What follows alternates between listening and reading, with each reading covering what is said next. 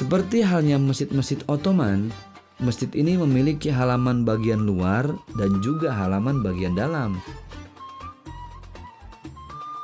Di tengah-tengah halaman bagian dalam ada tempat sumber air yang berfungsi untuk berwudu.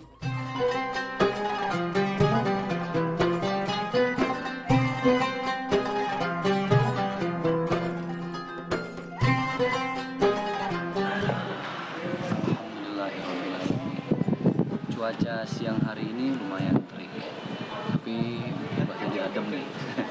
Karena sekarang saya ada di tengah-tengah Masjid Muhammad Ali.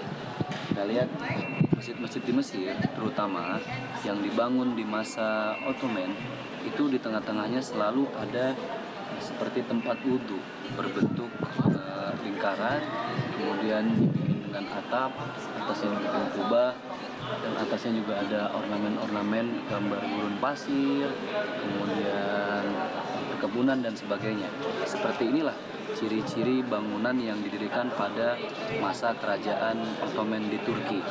Muhammad Ali adalah salah satu panglima perang yang dipercaya oleh raja untuk menyebarkan agama Islam di negeri Mesir. Saat itu belum menjadi Mesir.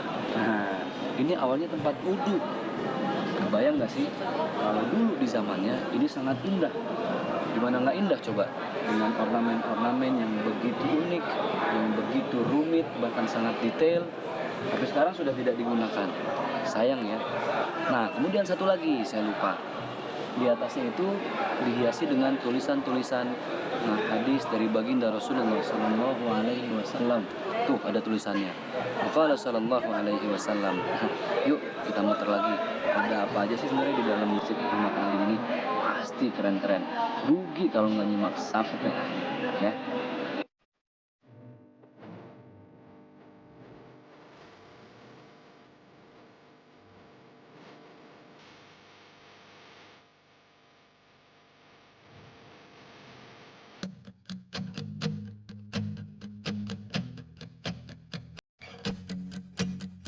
Memasuki bagian dalam masjid, saya seperti dibawa ke bagian dunia lain, Turki.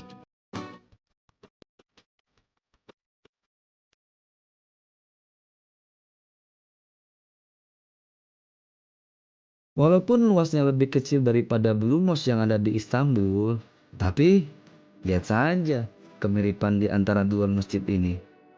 Lampunya, arsitekturnya, hingga ornamen-ornamennya sangat mirip dengan Blue Mosque yang ada di Istanbul.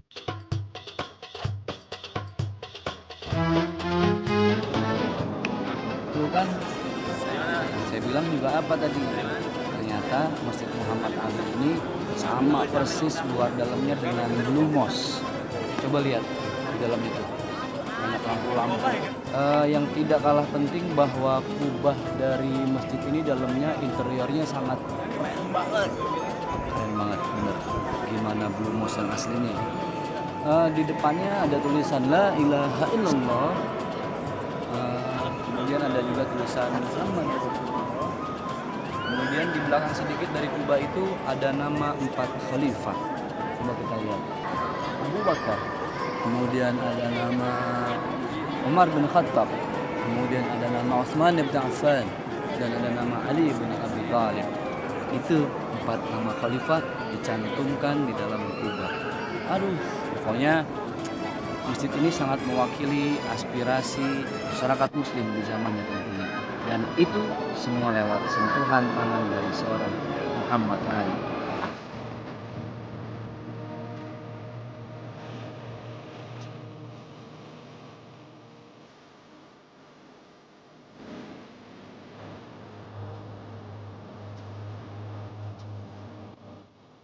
Memang beda negara pasti beda budaya dan beda juga arsitektur masjidnya. Termasuk beda juga mimbarnya. Ngomongin mimbar di Indonesia, kalau di masjid itu mimbarnya ya biasa-biasa lah seperti yang kita lihat. Tapi ada juga sih di zaman kerajaan kuno di Indonesia yang mimbarnya tinggi-tinggi. Nah di sini di Masjid Muhammad Ali, oh subhanallah mimbarnya tinggi. Udah gitu nggak cuma satu, ada dua. Mimbarnya gede. Saya bingung kalau khotibnya nyampein ceramah itu teriaknya seperti apa ya. Jangan pikirin dulu lah. Nah, yang pasti mimbar yang satu ini yang besar ini dipakai untuk hari-hari Idul Fitri, Idul Adha, dan hari-hari besar lainnya. Jadi hanya untuk hari-hari besar. Ada satu mimbar lagi yang agak kecil, nah itu digunakan untuk khutbah Jumat khusus. Jadi ada dua mimbar, satu mimbar yang besar untuk hari-hari besar, satu mimbar yang kecil lagi digunakan untuk khutbah Jumat. Aduh, subhanallah, pokoknya keren banget deh.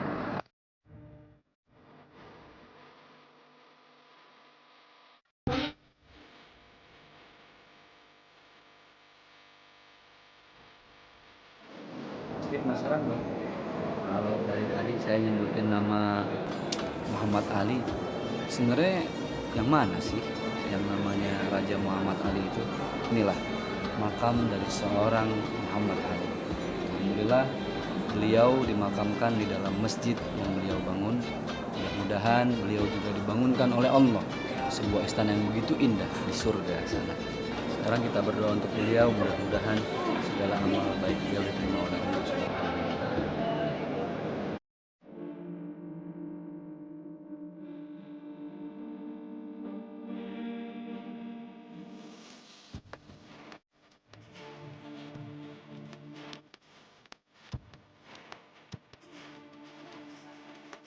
Di bagian luar masjid, guide menunjukkan kepada saya tempat untuk melihat panorama kota Kairo dengan sangat jelas. Bahkan, katanya, saya bisa melihat Masjid Ar-Rifai yang kemarin sempat kita datangi. Ini satu titik di mana kita bisa melihat panorama sebagian kota Kairo.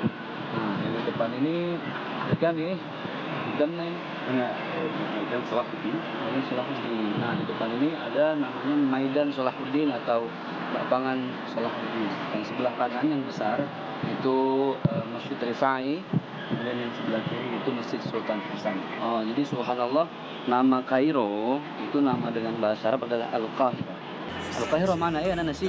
المدينة القوية Al-Madinah Al-Qawiyah. Al-Qahirah maknanya adalah kota yang kuat. Al-Madinah Al-Qawiyah.